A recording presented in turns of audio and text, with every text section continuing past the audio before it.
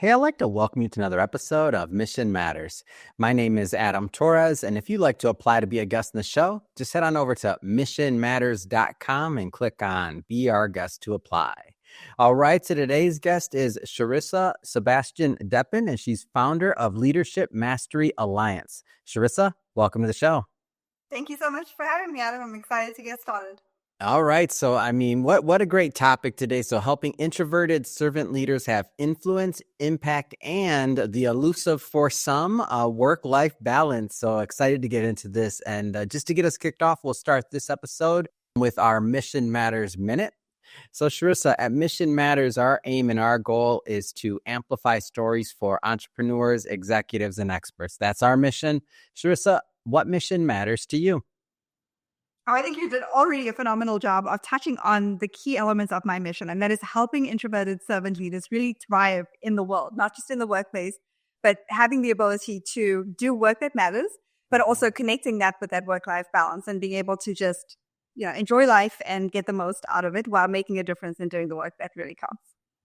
So, sure. So when did this concept of being introverted and making a difference, and especially because, some workplaces can be skewed towards and more extroverted, the more you speak up, the more you're out there, maybe the more rewards you get. When did that concept kind of come to you? How did that come to you? Well, it came actually from my own journey, which was at times very painful as an introvert, because this was many, many years ago at a time where we didn't talk about being introverted in the workplace or being extroverted or having different ways of approaching work. And so when I was in that space, especially as a leader, my background is in software engineering. And so I started off as a developer and then moved into leadership. So technology leadership primarily. And so in that journey, I really had to quickly learn how to function in that space. And unfortunately for me at that time, the way I kind of view the world was, like you said, extroversion was celebrated, right? I was always told, okay, you need to be more visible. You need to speak up more and do all these things, which nothing wrong with that, right? And it was always good. I think you kind of took some of the advice, whether you needed to or not. You're on a show right now, and from what I could tell, you're all over the place. So you took some of the advice. Again, not saying one way versus the other is right or wrong, but go ahead, please. Just had to put that up, though. No, but I love that you bring that up because that is a really good point that I'm for sure going to address that. And actually, I'm going to tell you the reason why I believe I found the sense of, and it's so relevant to what you talk about all the time, right? That mission matters, because when you're on mission, when you're on purpose, when you feel like you're doing work that matters, nothing can stop you, because the focus is not on you anymore. It's on how do I serve? And even if I'm just serving one person on the other side of the screen in an audience, whatever it is, you're going to be able to push past that fear or insecurity or whatever it is to be able to then say, okay, you know what? I am going to function in what I call that leadership zone of genius, which is basically just function at your highest capacity based on your strengths and how you're made up, so that you can then bring your unique value into the world. So that's a big part of it, is knowing that, right? And being aligned with that, whether you're an introvert or an extrovert, that matters. So knowing yourself well enough to know, okay, this is who I am. This is how I can show up in the world in a way that makes sense for me and the way I'm wired, rather than trying to compare yourself and what I call the comparison trap, which can really just take away our confidence and things like that. When we're constantly comparing to others and trying to be maybe somebody that we're not, or we're not naturally inclined to be. So yeah, I love that you brought that up. Thank you.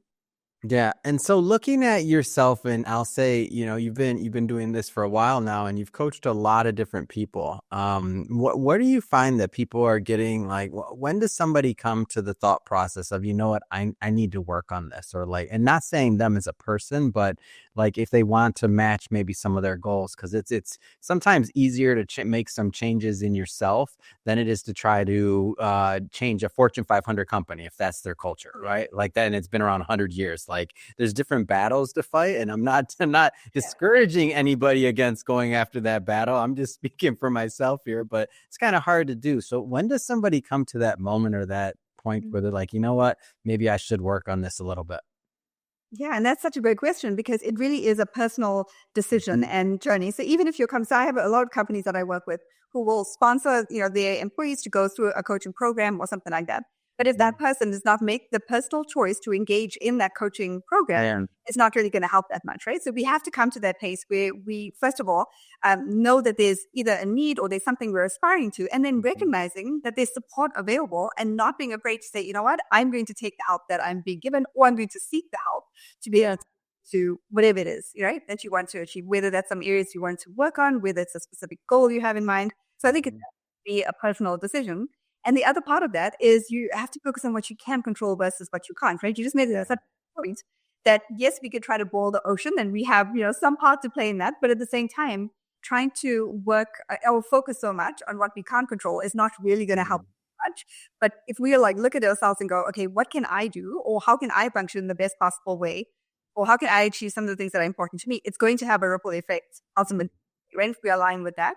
So just being able to say, this is who I am. This is what's important. Now, how can I take those steps forward and seeking out the help that you need and support that you need? Because we're none of us are going to be an island, right? We're all meant to be, in community with one another. So Yeah. To me, when I think about being introverted or extroverted, what ultimately comes down is like how you communicate. And I feel like since so many more channels are available to communicate nowadays, that it just gives people the more opportunity to express themselves and to connect. Like maybe you don't want to be the person standing up in front of a crowd, but maybe you're the one, writing content. Or maybe you're the one recording content from the comfort of your home, or maybe like you're creating social media. And even I had this conversation the other day about someone when they're like, well, I don't want to be in front of the camera. I don't want to do this and I don't want to do all that, but they do need to build their personal brand, which is what we work on a lot here at Mission Matters. And what we came up with is I'm like, have you ever seen any like POV videos or like videos of people that are like out at conferences or doing other things or in their industry and they never seen it before? And I shared it with them and I'm like, you don't even have to use your voice if you didn't want to. You can still add value. You can still communicate. So to me, I think that line between benefits of being introverted or extroverted, and like I think it's kind of getting a little grayer, but I also think that like there's just different ways to add value and communicate now. Whereas you go back 20 years ago and it all had to be the stereotype model if you wanted to get ahead in corporate America. Interested in your opinion on that, like just that concept in general. Absolutely. And I think that really goes to the core of how we approach helping and serving introverted leaders, because there's so many different ways of going about it. The traditional way, or the ways that were traditionally promoted, I guess, in the workplace, don't necessarily need to be the only way to get to whatever that end result is. But it does need to we do need to start with the end in mind, right? We need to know, what are we trying to achieve? What is that end goal? Like Stephen Covey says, like basically just starting with that end in mind, because there's so many parts and ways to get to whatever that end result is. So I really appreciate that you brought that up, because there's other ways to communicate. There's other ways to have impact, to have influence, and to do all the things, that it doesn't necessarily have to be, contradictory to the way we're wired and our preferences and different things like that. How can introverted leaders that you've seen like leverage their strengths in the workplace? Like how have you seen that done? Yeah, so there's a couple of different things I'll talk about here that is really part of our coaching process. So when an introverted leader comes to us and says, I want to work on, whatever that is, X, Y, Z, I will tell you a lot of the common areas that, like the very first session, I hear a lot of my introverted leaders say, I would love help with executive presence. I would love help with my, professional brand, things like that, with visibility, all of those different things, right? So those are some of the common areas.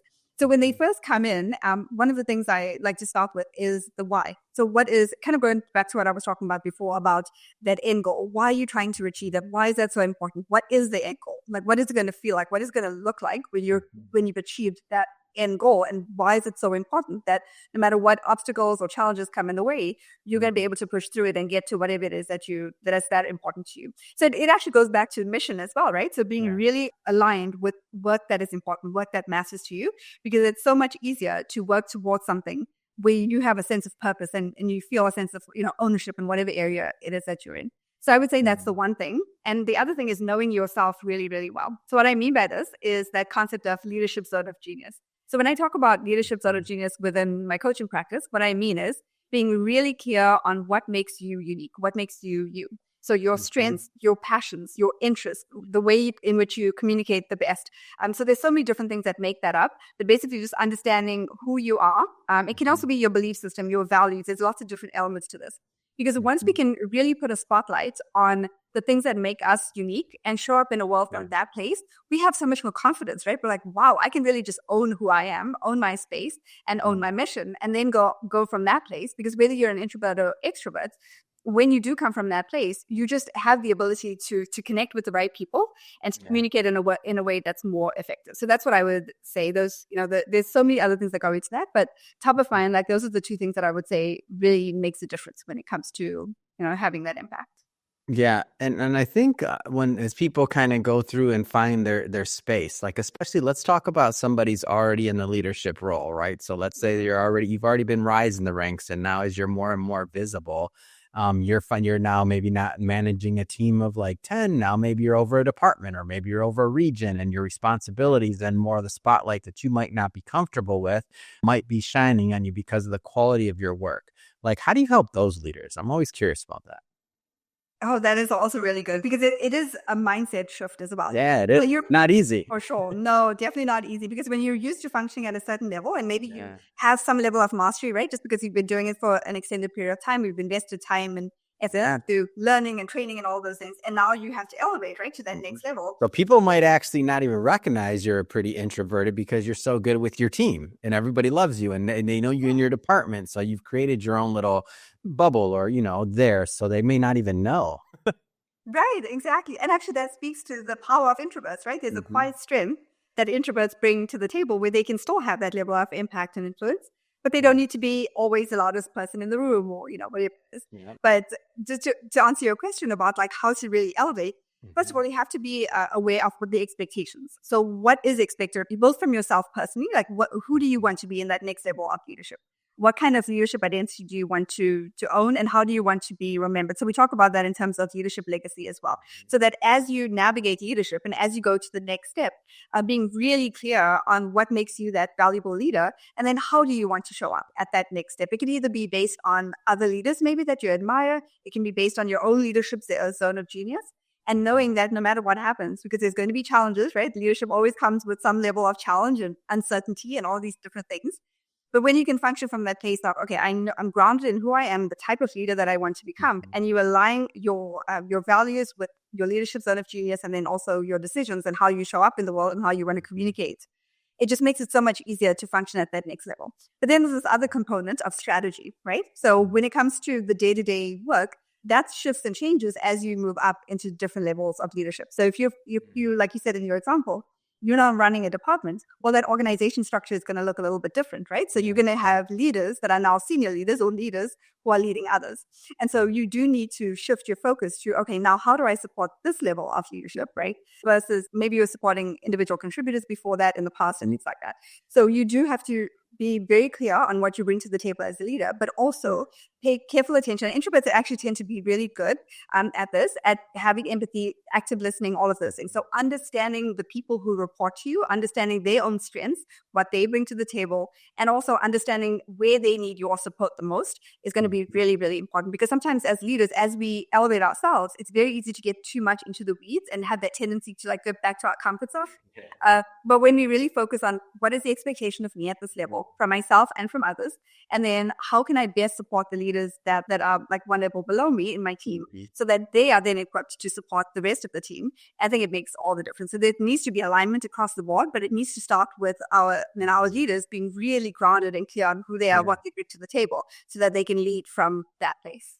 Yeah, it's interesting that you said some of those core competencies or core strengths like empathy or being a good listener. I tell people all the time, when they think about like, what makes a good show host for a podcast. And I'm like, well, how do I spend most of my day listening? I'm like, I ask questions. I'm actively engaged. I think I make the guests comfortable, but I spend a lot of my day listening. And I always think, and I'm like, I personally think introverts make some of the best podcast hosts because of that, because they're actually listening to their hosts, to their guests, they're connecting, and they're not just waiting for their time to talk, or continually cutting the person off so that it just becomes a maze of what are they doing, and before you know it, you don't really remember what they're even talking about, or they might not even remember what they're talking about, depending on the show. Not knocking anybody's show, by the way. Not everybody has their own creative process, but to me, like when I think about media or social media or any of that stuff, like that's how I found my niche in media, because I'm an introvert for sure, but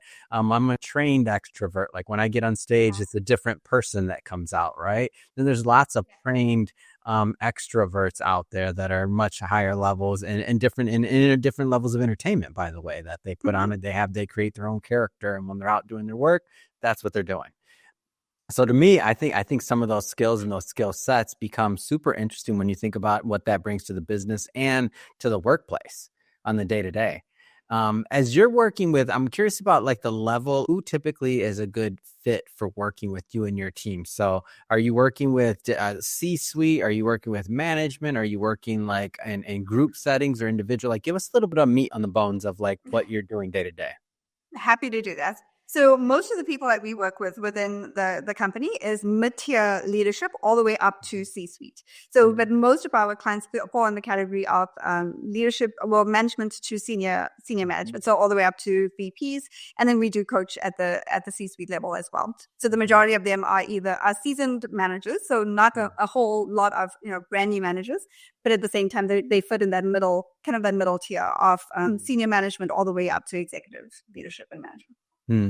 How do you find the people get the most benefit out of working with you? Like, are there people that are more of a good fit than others versus not just by title, but in general? Like, how have you found the people that get the biggest breakthroughs? Oh, I love this question. This is so good, Adam. I love that you're asking this.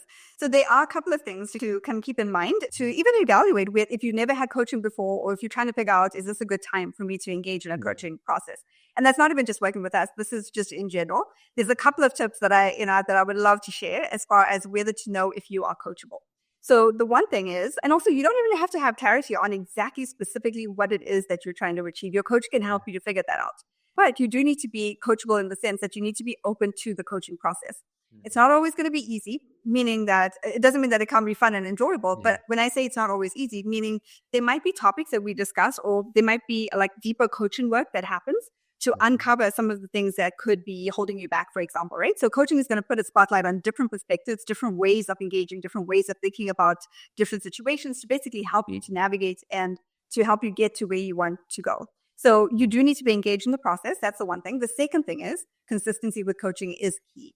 So if you're working with a coach, your coach will probably tell you this, that the more consistent you are with coaching, especially at the beginning of the process, you're going to start to build that momentum. You're going to start to see those results, and you're going to start to really, move a lot faster towards who you want to be and, what you want to achieve. And so I would say that consistency is key. Just being open to the coaching process and coachable. And then finding the right fit with a coach is incredibly critical as well. I always like to tell my clients, it's kind of like working with a therapist. So a lot of times, therapy, it's more established, right? So it's a more established kind of, so when I say that, people are like, oh, okay, that makes sense.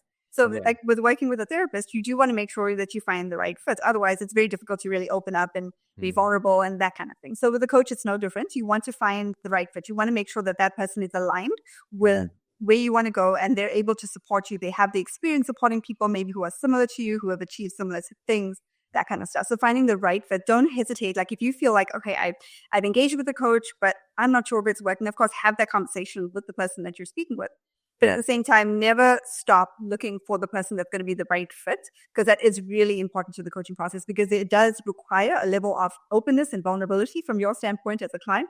And so you want to make sure that you have a coach that is able to hold that space for you and also help you to navigate. So those would be some of my tips as far as whether to know whether you're ready for coaching. Then also just some tips on how to get the most out of that whole process. It's great.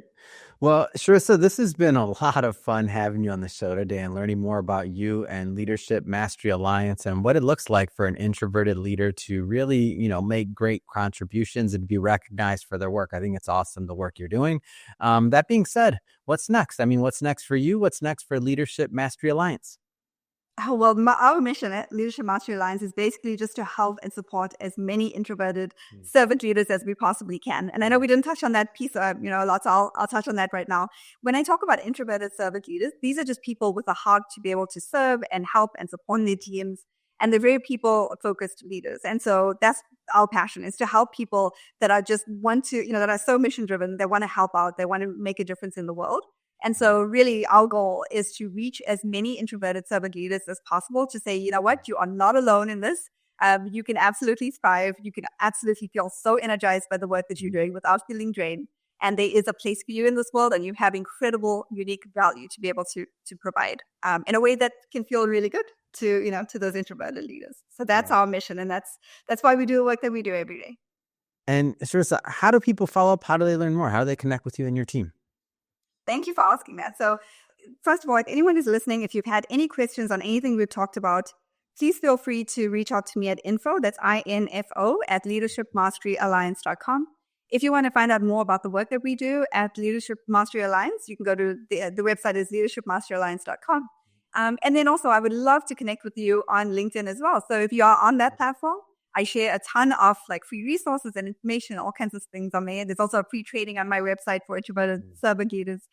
So feel free to take advantage of all of that. And I would just love to hear from you. So thank you so much. Thanks for listening today. It's great. And for everybody listening, just so you know, we'll put the links in the show notes so you can just click on them and head right on over and check out the website. And speaking of everybody watching, if this is your first time with Mission Matters and you haven't done it yet, hit that subscribe button. This is a daily show. Each and every day, we're bringing you new content, new ideas, and hopefully new inspiration to help you along the way on your journey as well. So again, hit that subscribe or follow button. And Sharissa, thanks again so much for coming on the show. Oh, it's been an absolute pleasure. And thank you so much for the important work that you guys do, Adam. It's much appreciated. Thank you.